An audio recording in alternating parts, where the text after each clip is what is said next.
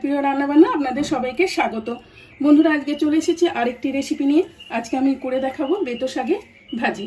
তো আজকে তার জন্য আমি কি নিয়েছি উপকরণ সেটা আমি দেখিয়ে দিচ্ছি। প্রথমে দেখাই, এখানে রসুন আমি থেতো করে রেখে দিয়েছি। এখানে নিয়েছি ডালের বড়ি, আর এখানে নিয়েছি কালো জিরে, মটরশুঁটি, 4টে শুকনো লঙ্কা, পেঁয়াজ, এখানে নিয়েছি 4টে কাঁচা লঙ্কা, বেগুন এইভাবে কেটে নিয়েছি, শিম এইভাবে কেটে নিয়েছি, আলু। আর বেতো শাকটা আমি কেটে ধুয়ে এইভাবে জল ঝরিয়ে রেখে দিয়েছি।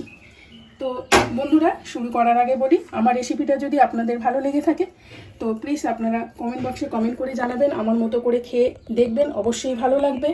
লাইক করবেন, শেয়ার করবেন অনেক অনেক বন্ধুদের সঙ্গে, পরিবারের সঙ্গে, আত্মীয় স্বজনদের সঙ্গে, এবং পাশে থাকা বেল আইকনটি ক্লিক করে অলে সেট করতে ভুলবেন না। তো আমার নতুন বন্ধুরা, বিশেষ করে যারা আমার রেসিপিগুলো দেখবেন, তারা সাবস্ক্রাইব করে দেবেন, আপনাদের কাছে অনুরোধ রইল। আর আমার ফেসবুক পেজ এবং ইনস্টাগ্রামটা খুলে দেখবেন, আর দেখে লাইক আর শেয়ার করতে ভুলবেন না। তো বন্ধুরা, চলুন রেসিপিটা শুরু করা যাক। বড়িটা আগে শুকনো খোলায় একটু দিয়ে দিচ্ছি। শুকনো খোলায় দিয়ে ভাজলে তেলটা কম লাগে। বন্ধুরা, বড়িটা একটু ভাজা ভাজা হয়ে গেছে। এইবারে আমি তেল দিচ্ছি।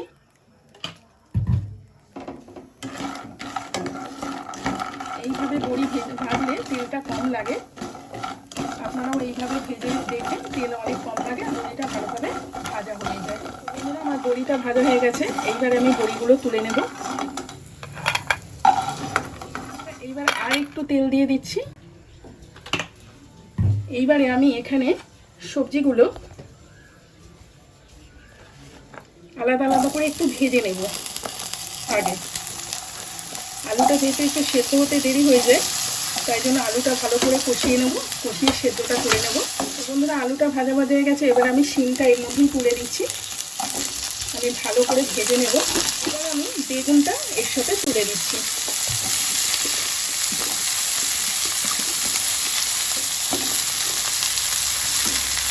এবার বেগুন, শিম, আলু আগে ভেজে নিয়েছিলাম ভালো করে। তো এর মধ্যে আমি একটু হালকা করে একটু নুন দিয়ে দিলাম, আর একটু হলুদ দিয়ে দিলাম।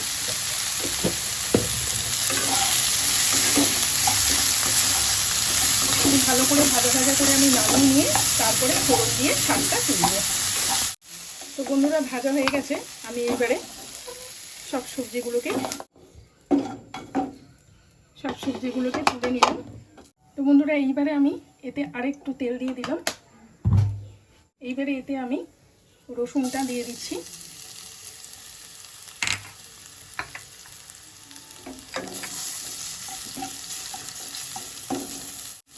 তার সাথে কালো জিরেটা দিয়ে দিচ্ছি।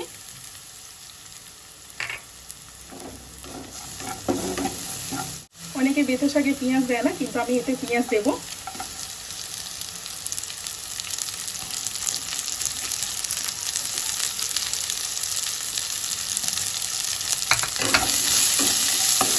তো বন্ধুরা, এইবারে আমি এই শুকনো লঙ্কাগুলো চিড়ে দিলাম না, আমি শুকনো লঙ্কা গোটা গোটাই দিলাম। এইবারে এখানে মটরশুঁটিটা দিয়ে আর একটু নাড়ব। আর দিলাম দুটো কাঁচা লঙ্কা।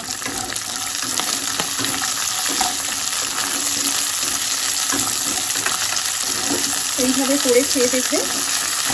বাড়িতে এইভাবে করে খাই, খুব ভালো লাগে। আপনারাও বাড়িতে করে খেয়ে দেখবেন, খুব ভালো লাগবে। এইবারে বন্ধুরা, আমি শাকগুলো তুলে দিচ্ছি।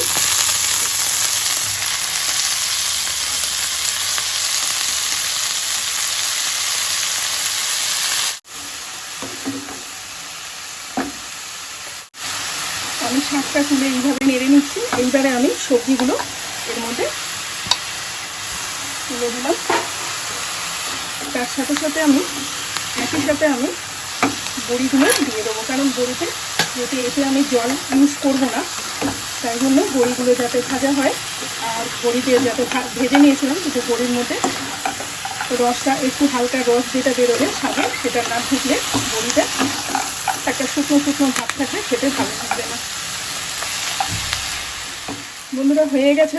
এইবারে আমি এতে একটু চিনি দেবো। একটু মিষ্টি না হলে ভালো লাগে না। যে কোনো শাকে মিষ্টি দিলে খেতে ভালো লাগে, তাই আমি দিচ্ছি। আর একটু আমি 2 মিনিটের মতো একটু নেড়ে দেবো। সমস্ত সবজিগুলো গলে গেছে। একটু ধিমে আছে, একদম লো ফ্লেমে যদি করেন এইভাবে একটু ওয়েট করতে হবে, দেরি হবে কিন্তু ভাজাটা একেবারে হয়ে যাবে। আমি এটা তেলেই ভেজে নিয়েছিলাম, ভালো করেই ভেজে নিয়েছি। দেখুন ভাজা হয়ে গেছে। এতে জল দিইনি, জল দিলে পাঁচা পাঁচা লাগে, ভালো লাগে না। হয়ে গেছে আমার। দেখুন বড়িগুলো, কিছুটা বড়ি ঘেটে দিয়েছি, আবার গোটাও কিছুটা রেখেছি, ভেঙে নিয়েছি এইভাবে খুন্তি দিয়ে মেনে নিয়েছি। দেখুন পুরো সেদ্ধ হয়ে গেছে, দেখুন পুরো তেল ঢুকে এই যে ভেঙে যাচ্ছে বড়িগুলো। এইভাবে খুন্তি দিয়ে ভেঙে দেবে, ভালো লাগবে। তো বন্ধুরা হয়ে গেছে, আমি গ্যাস অফ করে দিচ্ছি। এবারে আমি আপনাদেরকে সার্ভ করে দেখাবো।